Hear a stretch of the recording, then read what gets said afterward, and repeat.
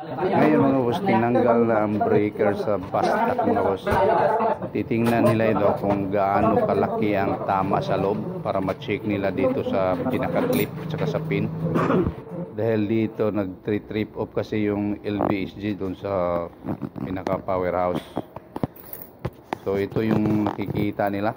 Ito yung mga tama sa pinaka-clip. Ito medyo malaki ang sugat dito, hindi naman masyado. So dito sa baba makita mo mayroong mga tama halos lahat. Ito medyo malaki to, kaya recommended nila na papalitan ang breaker. So medyo malaki-laki ang gastos nito. So dito banda, laki.